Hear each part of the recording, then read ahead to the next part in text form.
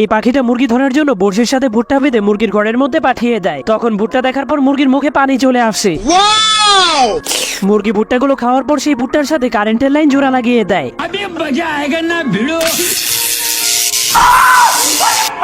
এরপর পাখিটা যখন নিশানা করে তার বলটাকে মারে, তখনই তার বলটা উড়ে উড়ে মুরগির ঘরের মধ্যে ঢুকে যায়, যার কারণে পাখিটা মুরগির ঘরের মধ্যে ঢুকে সেই বলটাকে নিয়ে চলে যেতে শুরু করে। কিন্তু তখন মুরগিটার মনে হচ্ছিল পাখিটা তার ডিম চুরি করে নিয়ে যাচ্ছে, যার কারণে সে তার ডিমগুলোকে গুনতে শুরু করে দেয়। 4, 5, 6।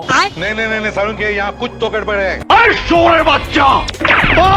এরপর মুরগিটা পাখিকে বলে, তুই হলি 1 নম্বর চোর, এখনই আমার ডিমটা আমাকে দিয়ে দে। তখন পাখিটা বলে, আমি তোমার ডিম চুরি করিনি, এটা হলো আমার খেলার বল। কিন্তু তবুও মুরগিটা পাখিটার কথা না শোনার কারণে পাখিটা অনেক রেগে তাকে আক্রমণ করে দেয়।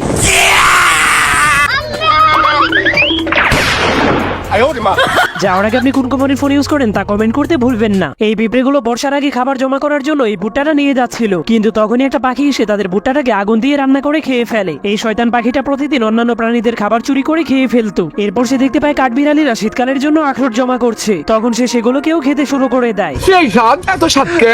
কিন্তু এই কি বোকা পাখিটা তো কাঠবিড়ালিকেও খেতে শুরু করে দিয়েছে, যার কারণে কাঠবিড়ালি অনেক রেগে তাকে গালি দিতে শুরু করে দেয়। সুটিয়ে লাল করে দেবো, নোংরামি বার করে দেবো। এই পিঁপড়েগুলো শীতকাল আসার আগেই তাদের ঘরের মধ্যে অনেকগুলো খাবার জমা করে রাখছিল, আর এই কাঠবিড়ালিটাও শীতকাল আসার আগে তার ঘরের মধ্যে অনেকগুলো আখরোট জমা করে রাখছিল। কিন্তু অলস পাখিটা খাবার জমা না করে তার ঘরের মধ্যে শুয়ে শুয়ে বই পড়ছিল। ঠিক তখনই কাঠবিড়ালি তার ঘরের মধ্যে গিয়ে বলে, কিছুদিন পর শীতকাল চলে আসবে, বেঁচে থাকতে চাইলে তুমি এখনই খাবার সংগ্রহ করে রাখো, শীতকাল আসলে বরফের কারণে তুমি কোথাও কোনো খাবার খুঁজে পাবে না। কিন্তু বোকা পাখিটা কাঠবিড়ালির কথায় কান না দিয়ে আরাম করে ঘুমিয়ে পড়ে। এরপরের দিন সকালে সে ঘুম থেকে উঠে দরজা খুলে দেখতে পায় বরফের কারণে তার দরজাটা বন্ধ হয়ে গেছে, এমনকি তার জানলাটাও বন্ধ হয়ে গিয়েছিল। এরপর সে তার ফ্রিজ খুলে দেখতে পায় তার ফ্রিজে কোনো খাবারই নেই। পরে পাখিটার সাথে কি হলো দেখতে চাইলে কমেন্টে পার্ট 2 লিখে দিন।